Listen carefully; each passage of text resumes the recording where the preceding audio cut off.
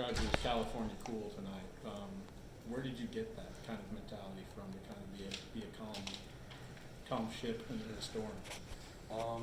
It's funny, I actually told this story the other day. When I was in kindergarten, we had a Olympic day where you have the little CDs on the ribbon as the prizes, and I was doing like this race, and my dad told me to not talk to anybody the whole day, like leading up to the race, and I was just like not saying anything, not reacting to anything, and I really have carried that with me. Like, I don't know, I just don't want people to know what I'm thinking. I don't want to seem high, low, or anything else. Just consistent and steady. Jake, as much as you don't want to force things, Kofi, how much easier is it when you kind of do? I mean, get him involved to get the ball rolling with him first. Well, you never want to force anything, but when you throw it in there, good things happen.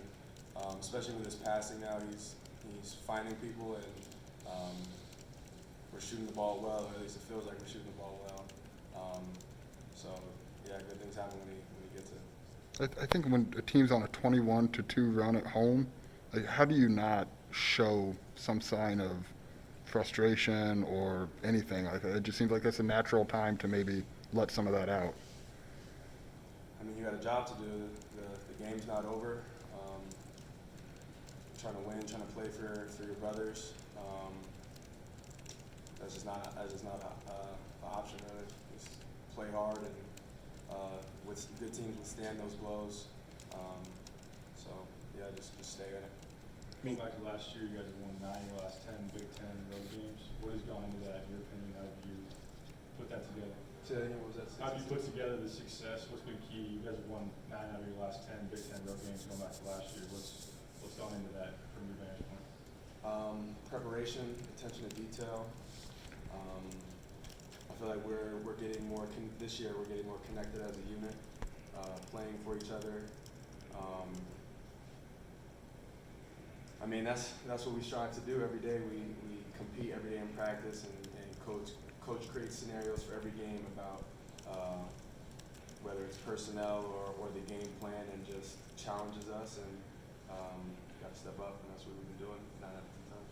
You said you have good teams maybe withstand a run like Iowa did. What did you guys do specifically to maybe kind of weather that and then flip it and make your own run? I think it starts with leadership. Whoever's in the game, the 5 people, got to kind of tell everybody to calm down and settle in. And that's what Fletcher was saying that to me when I was on the bench at one point. We got to just settle in.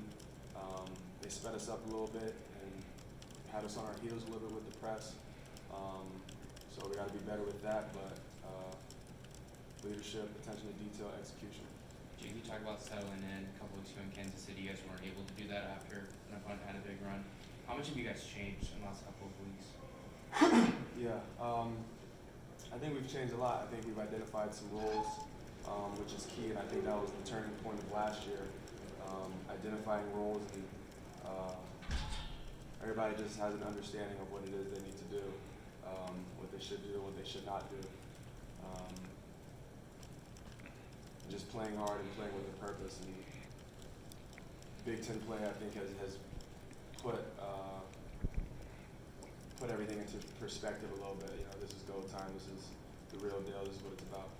How confident are you? Every time you shoot the basketball, do you think it's going to go in? Are you that confident? You hit one from like 30 feet, I think, tonight. Are you that confident right now? Yes, I am. How about winning 9 out of 10 on the road? I mean, that's a stat you take a lot of pride in. How much enjoyment is there to shut these people up and to go on the road and as a group win these games? That's what makes it fun, Sometimes in the huddles before we run into the locker room before a game, Kofa said, we're either going to be really sad in 40 minutes or really happy in 40 minutes. And when you make it that simple and you just play as hard as you can, you get on the roll, and it's all good.